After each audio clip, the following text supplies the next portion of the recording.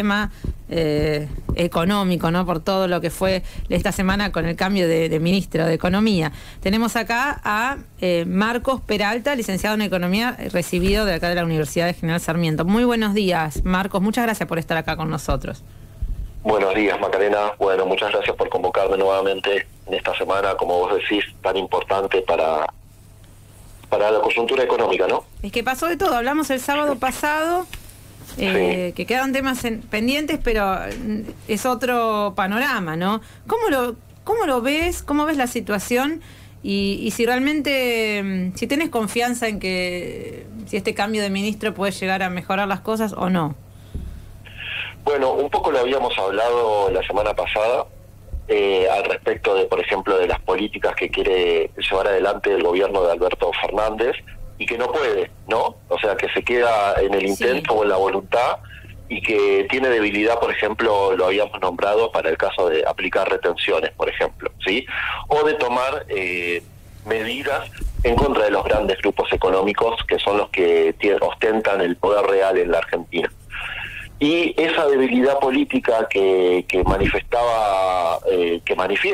Alberto Fernández se sigue manifestando, ¿sí? O sea, esa es un poco la conclusión que hago de los cambios que se hicieron. Sí, fue un cambio básicamente para que nada cambie, ¿sí? Es un cambio que, si vamos a alguna particularidad, entiendo que Batakis se ajusta un poco más a la identidad del Frente de Todos, ¿sí? Sí. Martín Guzmán era un ministro muy propio de Alberto Fernández, muy, sí, propio del sector de Alberto Fernández. Batakis es más transversal, ¿sí? Puede tener punto de contacto con la política de Alberto Fernández, también tiene una pata con Scioli, fue su ministra de Economía durante la gestión de Scioli, el actual, sí, ministro de Desarrollo, exactamente, en la provincia de Buenos Aires. Y puede llegar a tener alguna identidad similar a la de Massa. Pero básicamente, digamos, como conclusión, yo diría que es un poco más de lo mismo. Y si buscamos alguna particularidad es esta, ¿no? Es una identidad más parecida a lo que expresa el Frente de Todos. Pero sin embargo, ¿y por qué digo que de fondo no hay muchos cambios en la orientación política que venía llevando adelante el gobierno del Frente de Todos?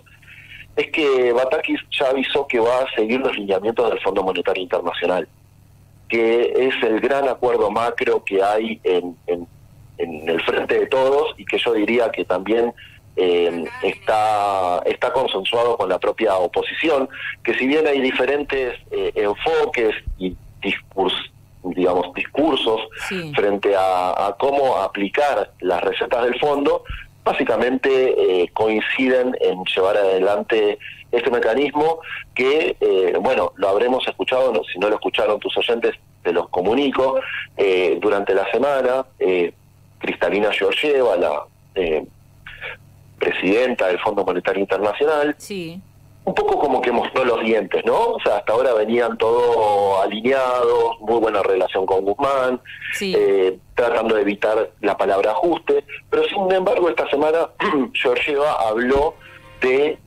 algo muy claro, ¿no? De que hay que tomar acciones dolorosas, ¿sí? Fueron esas sus palabras de Kristalina Georgieva, sí, de tomar acciones dolorosas pero indispensables y esperar un poco más para ver los frutos, ¿sí?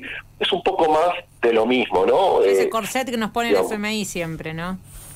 Exactamente, sí, los lineamientos del fondo, pero más allá de los lineamientos del fondo, la voluntad política de alinearse con el fondo, ¿no? O sea, porque ayer escuchaba, por ejemplo, a Máximo Kirchner, sí, que se revela ante esto, plantea por lo menos discursivamente, digamos, una opción frente a esto, pero de nuevo es un poco más de lo mismo en el sentido de que para los mismos problemas se ofrecen siempre las mismas soluciones, las mismas salidas. O sea, vos decís que es solamente discurso, que por ejemplo Máximo Kirchner esto lo dice, solamente lo dice de palabra, pero que no hay una voluntad política de romper o de hacer otra cosa, digamos. Mira, en concreto, esta semana Oscar Parrilli, por ejemplo, presentó un proyecto de ley para reformar el sistema de declaraciones juradas de valores de exportación. lo que se llama DJBE, es una ley que está vigente desde la dictadura militar y que les permite a los exportadores registrar sus ventas, fijar precios y elegir después el momento para despachar. O sea, básicamente esto es liquidar cuando sea más conveniente el tipo de cambio para los que venden los granos en el exterior, ¿sí? Esa es una de las tibias medidas que se expresaron por parte del gobierno, que es aumentar un poco un punto de retención, un punto menos, ver de qué manera se pueden tocar algún punto más o algún punto menos de retenciones, pero obviamente en la cuestión macro esto no va a cambiar lo que son las capas tectónicas, lo que está de fondo, la problemática que persiste a lo largo de la historia argentina, que un poco de esto sí habla, por lo menos de la forma de esto, lo habla Cristina Kirchner, que es esta cuestión de la economía bimonetaria, ¿no? Pero la economía bimonetaria, digamos, se expresa en lo que nosotros los economistas conocemos como el proceso de stop and go, ¿sí? Esto es cuando la economía crece, ¿sí? Se demandan más dólares para traer maquinaria del exterior, ¿sí? Porque Argentina no produce bienes de capital, la mayoría de las máquinas, que nosotros le llamamos medios de producción, para poder producir internamente, incluso muchos de esos insumos necesarios para la producción, son importados. Entonces, cuando la economía crece, hay mayor nivel de actividad económica, se necesitan más dólares para traer esas mercancías, esos bienes de capital o esos insumos, ¿sí? Y entonces se genera una escasez de divisas. ¿Por qué? Pero esto no es natural que pase de esa manera, porque si se toman esos dólares para importar, se produce y con esas ganancias se reinvierte en el proceso de producción en la Argentina, bueno, se arma un círculo virtuoso, pero no es lo que pasa. Cuando las empresas crecen, las empresas argentinas más concentradas sobre todo, y un poco esto lo habíamos hablado la semana pasada, las empresas más concentradas no dejan esos dólares en la Argentina, no. Tienen un consumo muy pequeño en proporción, ¿no?, hacia el interior de la economía, y gran cantidad de esos insumos son formación de activos en el exterior, que es básicamente comprar dólares.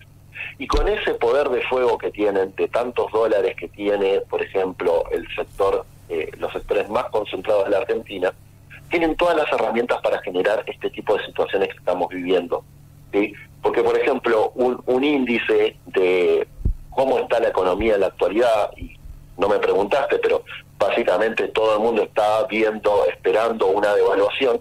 Esas expectativas devaluatorias... Eso te íbamos a preguntar, la devaluación. Claro, porque, digamos, todo el mundo está esperando eso. Sí. ¿Y por qué están esperando eso? Digamos, nosotros también modelizamos y estudiamos lo que son las expectativas, ¿sí? Pero las expectativas no es algo natural que surge de las personas, el miedo, ¿sí? El miedo a que se deprecie nuestra moneda. Surge un poco por la historia, un poco por la información también que nosotros recibimos. Y si la información que recibimos es sesgada por justamente estos grupos económicos, que además de tener gran cantidad de dólares, son los que tienen los dólares fuertes en la Argentina, y que además tienen de su lado ciertos medios de comunicación que también tienen gran concentración de mercado, ¿sí? Y son sus voceros, ¿sí? Entonces las expectativas de una devaluación se ven fortalecidas. Y además tienen la posibilidad de operar en un mercado muy chico, como es el mercado del dólar blue o los mercados paralelos, y que son mercados chicos en relación al poder de fuego que tienen ellos, y por ejemplo si salen a vender o a comprar, generan estos movimientos que son tapa de los diarios. Entonces, no, aparte todo el tiempo bombardeándote con el precio del dólar blue. Y otra cosa, ¿no? Uno dice, se hablaba de que, por ejemplo, el lunes el dólar blue se iba a ir a 300 pesos, cosa que no sucedió, pero en realidad los precios aumentaron en esta semana, aumentaron un montón. Entonces, pero al final, si no aumentó el dólar, ¿por qué? O no aumentó tanto, ¿por qué subieron los precios?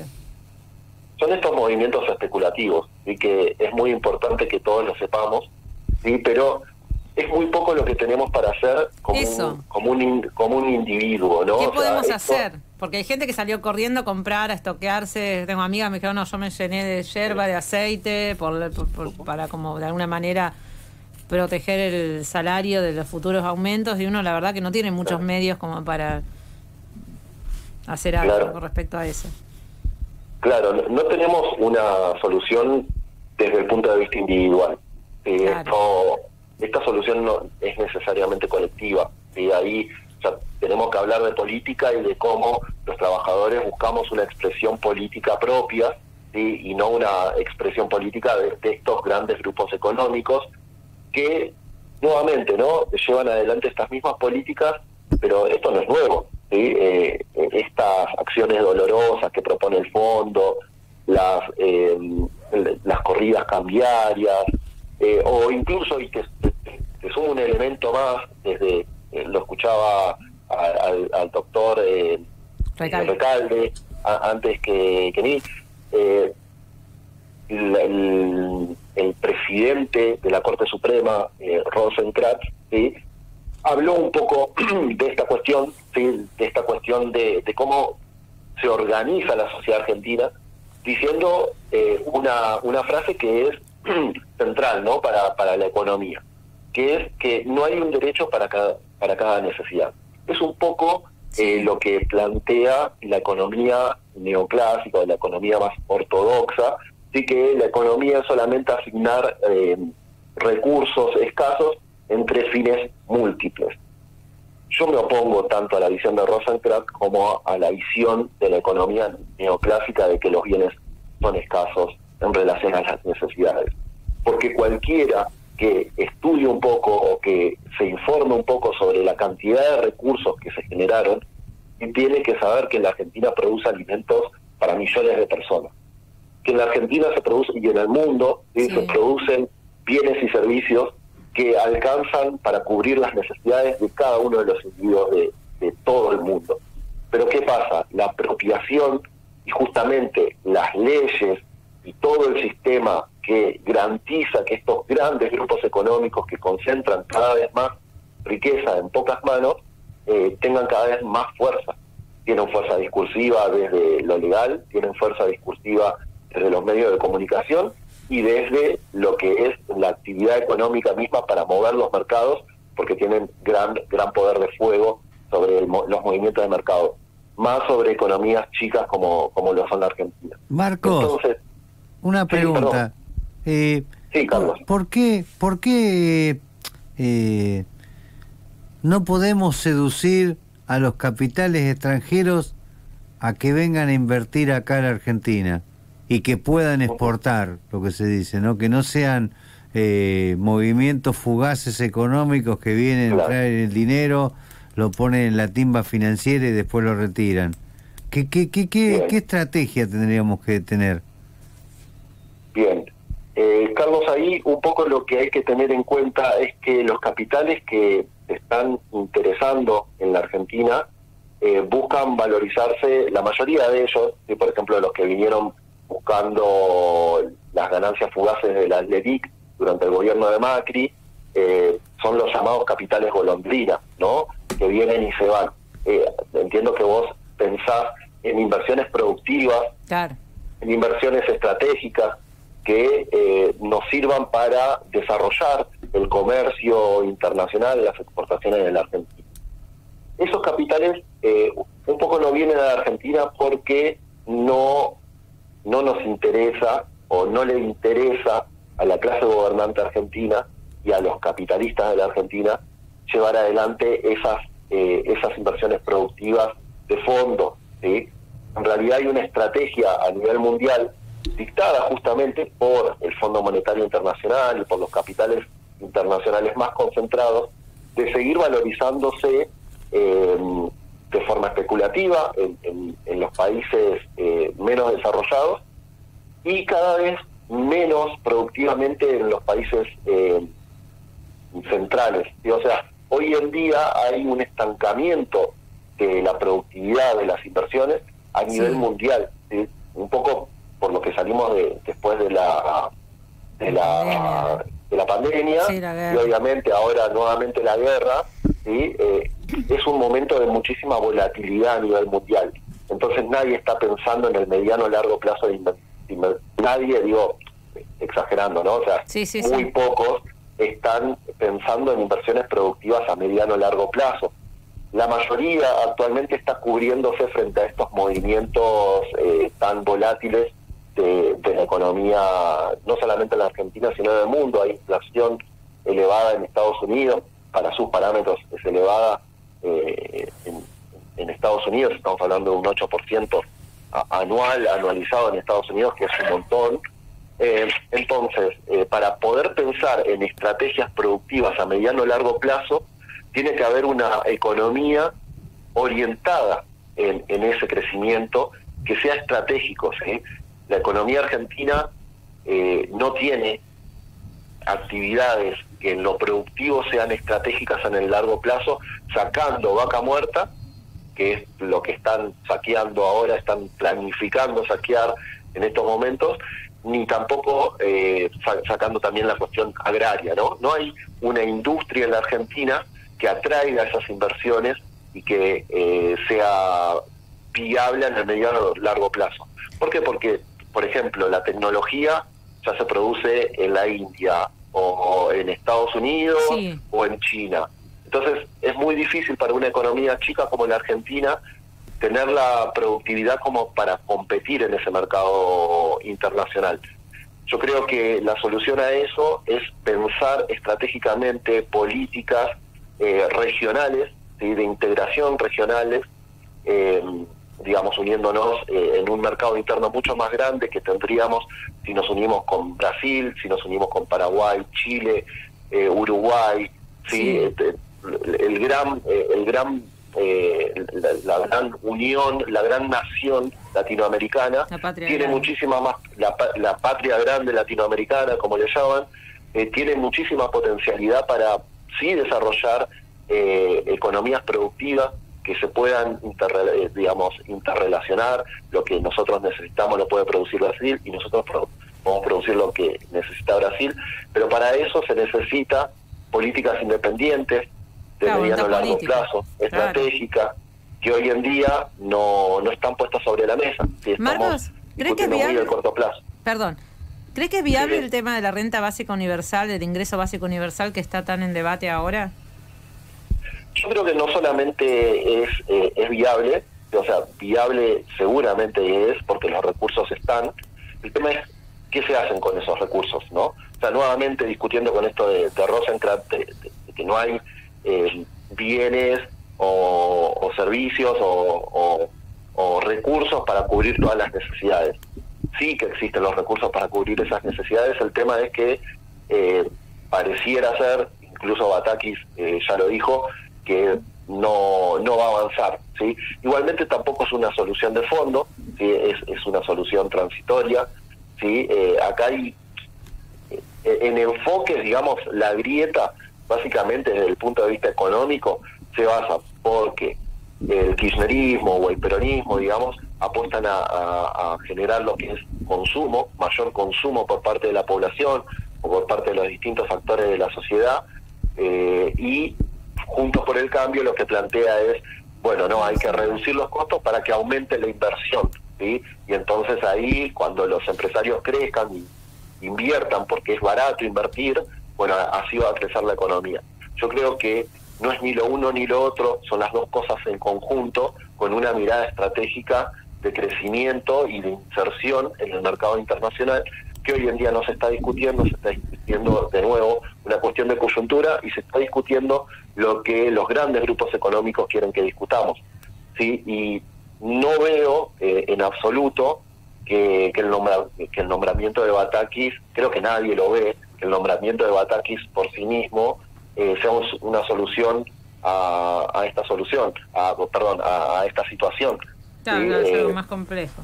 Es una cuestión muy tibia, ¿no? Si me permitís, viendo los medios, Batakis estuvo, por ejemplo, en C5N y dijo que sí, que apoyaba la medida de una renta inesperada, ¿no? O sea, un impuesto a la renta inesperada, por ejemplo, que ya algo había adelantado Guzmán, que le interesaba, pero obviamente no está avanzando a ningún lado porque no hay acuerdo en la Cámara de Diputados ni en el Senado como para que esto avance, ¿sí? Pero también Batakis dijo, digamos, en N, o sea, base 5N, dice sí, vamos a proponer un impuesto a la renta inesperada, pero después va a TN y dice que no va a crear ni a modificar ningún tributo. Te lo digo yo porque lo vi a la ministra diciendo estas dos cosas, con una diferencia de horas nada más, en un canal y en el otro. Y esta es la política de Alberto Fernández, ¿no? Un poco ya la conocemos después de 2 años y medio de gestión. Sí, eso del vaivén, Alberto Fernández le dice lo que quiere escuchar a cada uno de sus interlocutores, ¿no? Es un poco... Eso, por eso nuevamente reforzando lo que te decía al principio de que es más de lo mismo. Entonces, cualquier medida de fondo, cualquier medida importante necesita de consenso o de fuerza política para imponerla, porque hay intereses en pugna, digamos, acá no hay una solución que deje felices a todo el mundo, ¿sí? Eso es muy importante que se entienda. Sí, más cuando se habla de producción, cuando se habla de consensos, ¿no? Claro, se habla de consensos, o se habla de salida, bueno, como un gran acuerdo. Es muy poco viable teniendo en cuenta la virulencia con la cual los sectores más concentrados atacan a los ingresos de los trabajadores, porque al impulsar una devaluación, lo que están pidiendo es pagar menos en salario, es pagar menos en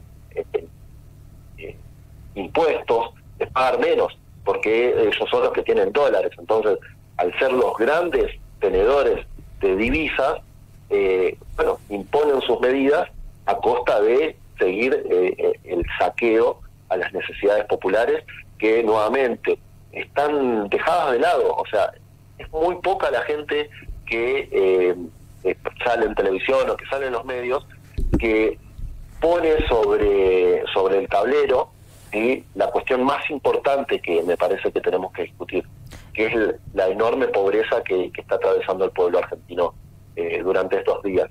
Eso es lo más, sí, es lo más importante. Marcos, no quiero dejar de preguntarte esto porque muchos oyentes lo comentan y nos preguntan a nosotros, y bueno, vos tenés el conocimiento técnico para explicarlo bien. El tema de la dolarización, que también se ha instalado también de los sectores de derecha, de la conveniencia de dolarizar la economía. ¿Cómo lo ves a esto? Bueno, un poco es renunciar justamente sería afirmar el renunciar a una política propia, ¿no? O sea, a una política independiente, a una política regional estratégica, porque quedás atado directamente a la entrada o salida de dólares. Es un poco lo que pasa hoy, la verdad, hay que decirlo. Estamos atados al ingreso o salida de dólares para poder aplicar, digamos, nuestras políticas, pero firmar la dolarización de la economía sería dar un paso más en ese sentido, y teniendo en cuenta que no podríamos emitir, por ejemplo, nuestra propia moneda, ¿sí? Para hacer política, lo que los economistas llamamos política monetaria. No tendríamos la posibilidad de hacer política monetaria, y obviamente fortalecería a los sectores que tienen esos dólares, ¿sí? Estamos hablando de que no son cuestiones menores cuando digo los grupos concentrados que tienen dólares. Estamos hablando que casi superan al PBI argentino, lo superan por bastante, la tenencia de dólares en el exterior de los agentes privados en la Argentina. Entonces estamos hablando de cantidades importantísimas de dólares, porque la Argentina produce, la Argentina tiene recursos para producir riqueza. Pero si llevamos adelante estas políticas, vamos a fortalecer a los sectores más concentrados y en contra de las mayorías populares, y que no vamos a tener siquiera un gobierno popular, digamos, con la capacidad para poder llevar adelante políticas estratégicas para el pueblo argentino. No las va a poder llevar adelante porque van a necesitar sí o sí de contar con dólares. ¿Y quién emite los dólares?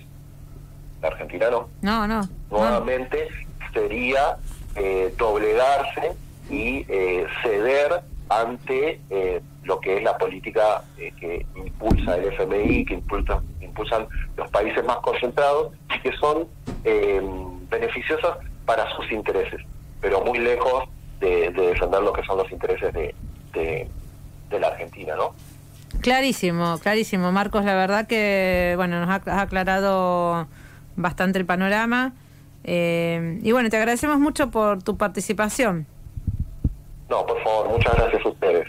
Pues nos ayuda mucho realmente a entender todas estas cuestiones tan delicadas, así que bueno, Sí, Marcos, es muy importante que escuchemos, como ustedes lo proponen, lo dije la vez pasada, que escuchemos otras voces, que no nos quedemos.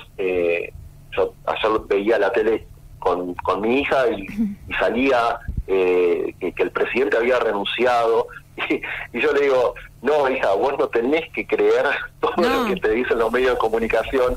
De hecho, tenés que dudar de absolutamente todo lo que se publica ahí. Algunas cosas son verdad y se le aplica un pequeño cambio discursivo para que diga totalmente lo contrario a lo que esa verdad está queriendo decir. ¿cómo crees que va a ser la semana que viene? ¿Perdón? ¿Cómo crees que viene la semana que viene? La semana que habrá más cambio, está tranquilo. No, entiendo que todavía la incertidumbre es muy alta, ¿sí? Digamos, estamos todos muy atentos a si hay algún nuevo anuncio por parte del gobierno de Alberto Fernández que le dé mayor volumen político para poder sortear lo que queda de acá a 1 año y medio de gestión, porque la verdad es que el propio Alberto Fernández se ve muy debilitado y creo que todo el mundo está oliendo eso. Entonces, digamos, le da combustible a esas versiones que dicen que él estaba a punto de renunciar. Entonces, yo esperaría que haya definiciones en ese sentido, que busque Alberto Fernández mayor consenso interno, por empezar, Sí. que es muy importante que transmitan eso, o que eventualmente ceda ante las presiones de Alberto Fernández internas y externas. No, yo te diría que todavía no hay tranquilidad en los mercados y que se va a seguir operando con muchísima volatilidad. Bueno, Marcos, clarísimo.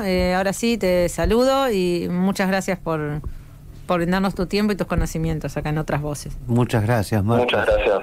Muchas gracias, Carlos. Muchas gracias, Macarena. Que Hasta la próxima y que tengas un excelente día de la Independencia. Igualmente.